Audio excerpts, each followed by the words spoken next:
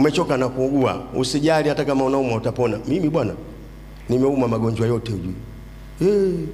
Moyo ulikuwa unasimama naenda mbinguni kutalii, alafu narudi. Wewe mke wangu daktari anasema unakufa, moyo 50% haufanyi kazi. Cardiologist rekatari anasema unakufa. Nimepona bwana. Usijiregeze. Unaumwa kidogo, Fanta orange chips, utakufa antena hiyo. Koma, amen.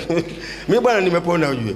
Juzi nimeenda kumuombea mtu akanidanganya ana kansa na kisukari, kumbe ana corona bwana. Nimemaliza maombi nikamkumbatia, nyuki akumbatiwi. Chupu nife. Yaani nisingegoma kama mbuzi ningekufa. Ndugu zangu 5 wote wamekufa, chupu nife. Hata kama yako magonjwa, yuko Mungu anaweza katika jina la Yesu. Usiyatazame magonjwa, mtazame Mungu, amen. Hayafute machozi yako, amen. Bwana nimeenda hospitali moja wakaniambia matibabu milioni 2. Na hela usifanye mchezo na hela. Hela, kutoa hela mfukoni kama kunyanyua vichwa 25 vya treni. Ndio maana kwenye hela Mungu sio mlokole, Mungu mjeshi kwenye hela. Fedha ni mali yangu na dhahabu ni mali yangu, asema Bwana wa majeshi. Hela wewe usifanye mchezo na hela ujue. Amen. Nilikuwa na mzee mmoja wa kanisa mahali fulani, mhamasishaji kweli, anahamasisha. Sasa makanisa na utaratibu wote, wazee wa kanisa njooni mbele, tunampelekea maiki. Na yeye anasema milioni 3 watu. Tukimaliza ibada ananifuata ofisini, sitoi.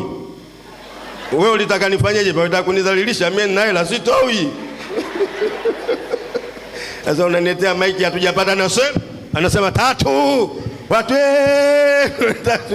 Ofisini ananifuata, sitoi. Amen. Milioni 2 nikasema sitoi. Wakaniambia yule daktari, anaambia mke wangu, huyu mzee wako akirudi hapa atumpokee, aondoke kabisa, mapafu yote yameharibika, naweza narudi nyumbani. Yaani ni kwa kama naondoka mbinguni ujue. Kila unachoniuliza mkali. Corona, ugonjwa wa roba sio mchezo huyu. Hewa ndogo. Mwezi mzima nimelala kitandani, nimepungua kilo 5. Hakuna haja ya kwenda jimu. Corona yenyewe jimu. Lakini Bwana ameniponya katika jina la Yesu. Atatuponya na mateso yetu na watoto wetu, amen.